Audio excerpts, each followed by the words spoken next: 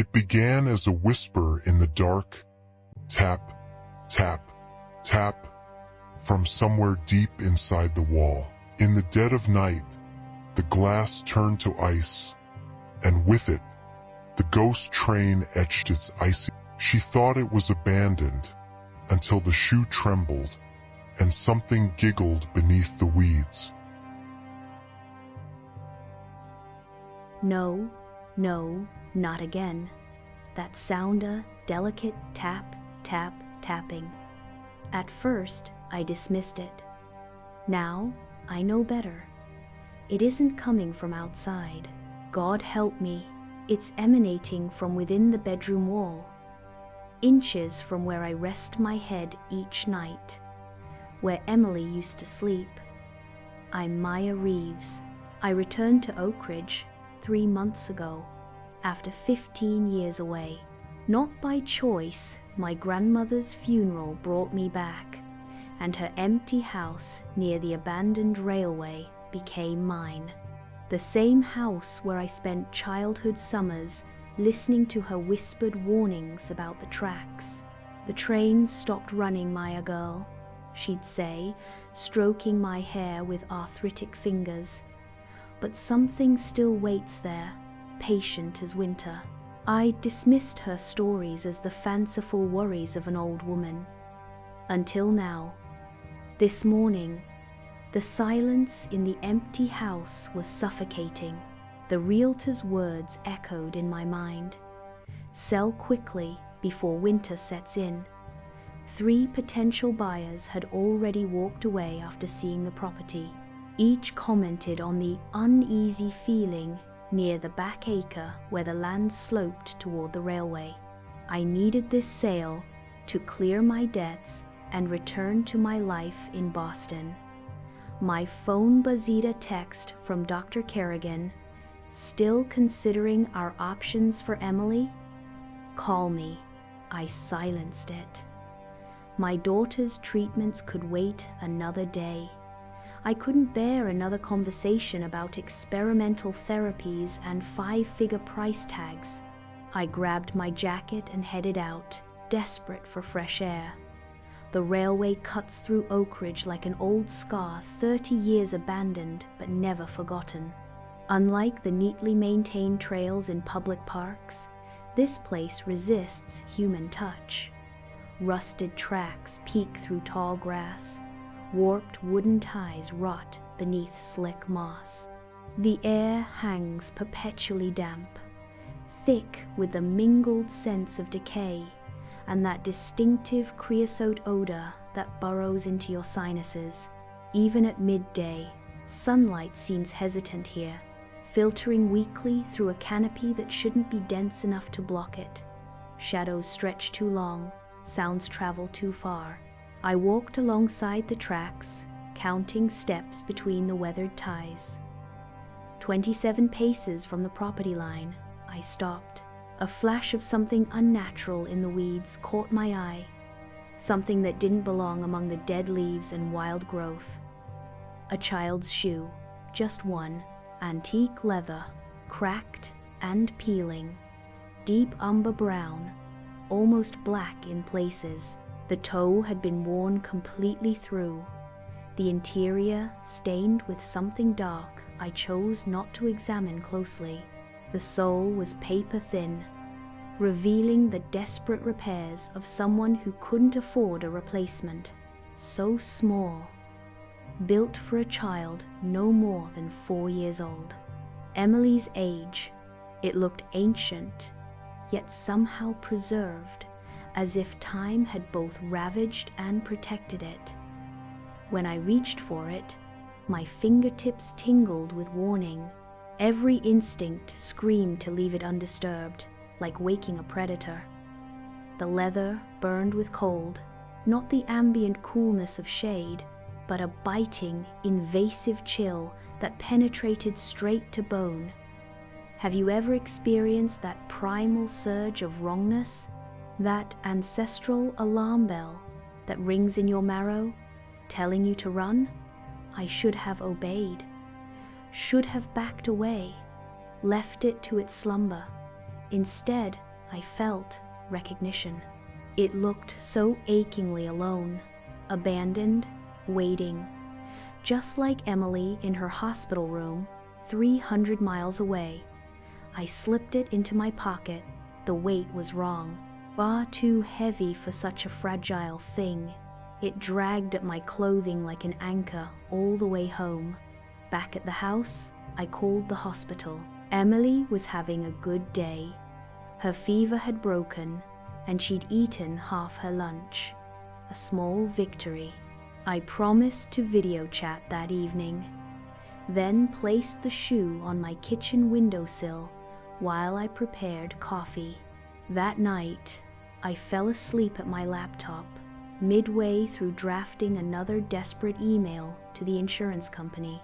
Around 3 a.m., I woke to gentle sounds, a soft tap, tap, tap against glass. I rationalized, a moth, a branch in the breeze, settling pipes. The old house had its quirks. I drifted back to sleep, only to dream of Emily walking along a railway line, following something I couldn't see. The second night shattered all delusion. Louder now, deliberate. Tap, tap, tap. A cadence with purpose directly on my bedroom window. The rhythm unmistakable. Let me in, let me in, let me in. I jolted awake to find frost spiraling across the glass from a single point, despite the warm September night. My breath fogged in front of my face. The temperature had plummeted so rapidly my lungs seized. Then came the smell, ozone, that distinctive electrical scent that precedes lightning, metal grinding against metal, the acrid stench of brakes clamping down on rails. The room filled with it. My phone rang, shattering the silence. The hospital's number flashed on screen. My hands trembled so badly I nearly dropped it. "Ms. Reeves, there's been a change in Emily's condition. Her temperature dropped dramatically." "Is she okay?" I clutched the phone, knuckles white. "She's stabilized, but she's different. She keeps asking about a train, says she can hear it coming. Sleep abandoned me after that. An hour here, minutes there. In the darkness, shadows no longer just moved, they reached. The house spoke in new voices, shifting timber that sounded distressingly like small footsteps. Doors I knew I'd closed stood ajar in the morning. The shoe remained pristine on the windowsill, yet I found tiny, damp footprints leading from it across the floor each dawn. They evaporated by mid-morning, leaving only my mounting terror as evidence. My neighbor, Harold Wexler, stopped by with a casserole. "Welcome to the neighborhood," though his eyes said, "You don't belong here." He'd lived in Oakridge his entire 70-odd years. "That's an unusual antique," he said, nodding toward the shoe. Something in his expression shifted. "Where'd you find it?" "By the tracks," I admitted. "Just sitting in the weeds."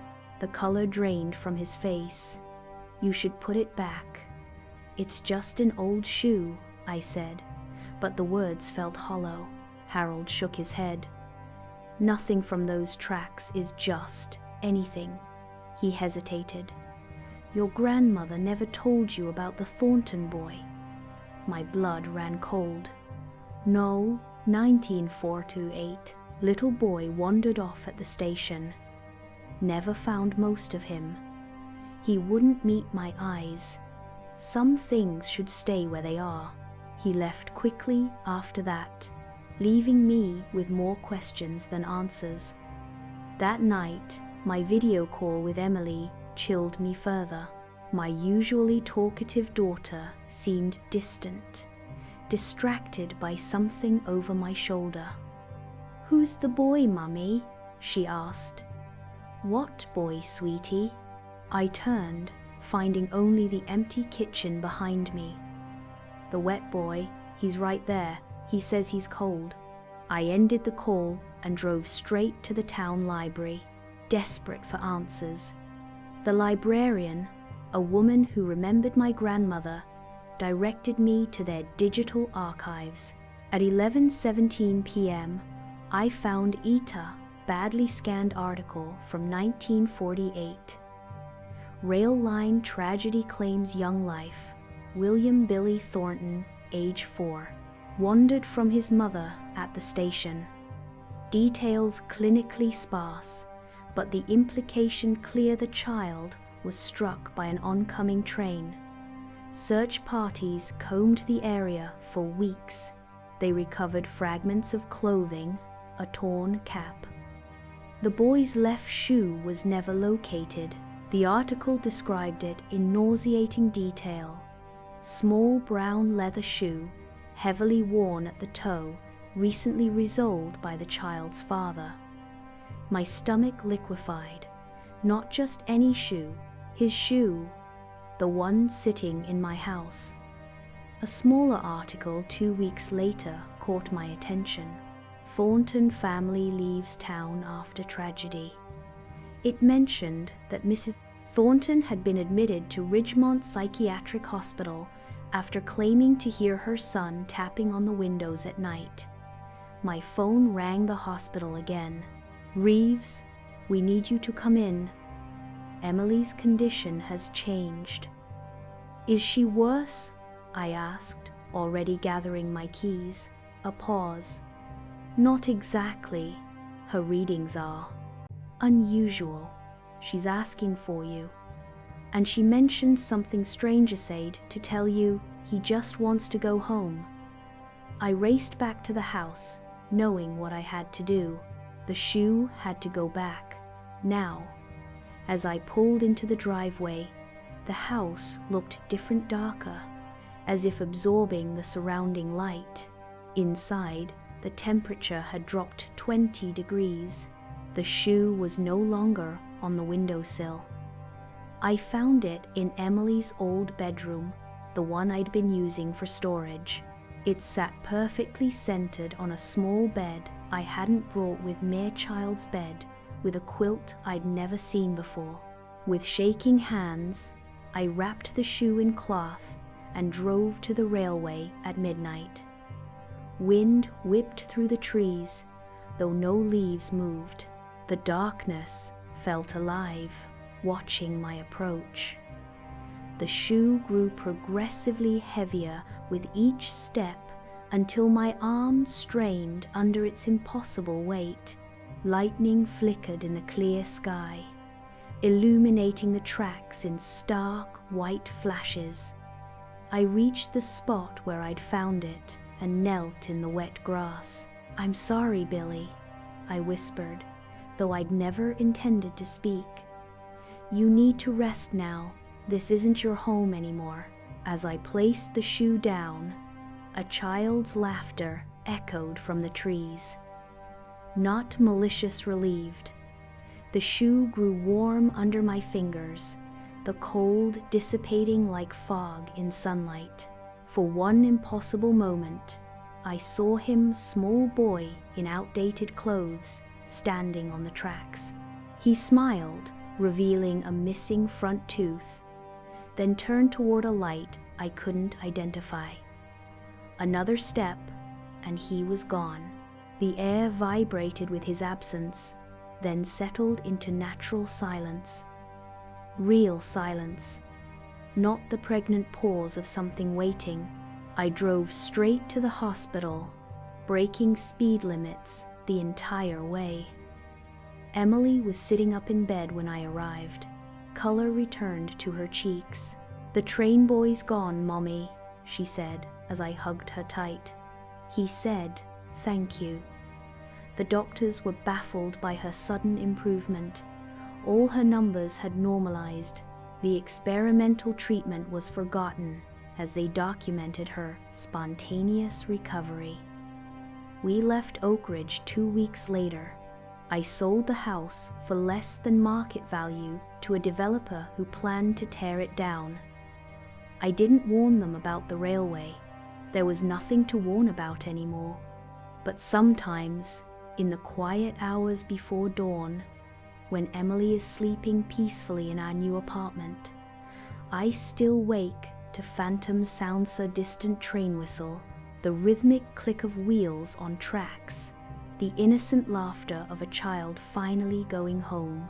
And sometimes, I wondered, did I really help Billy find peace?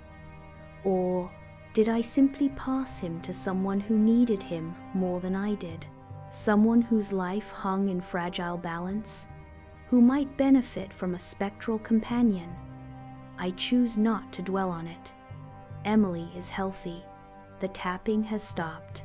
That's enough for me. For now. Like, subscribe and comment.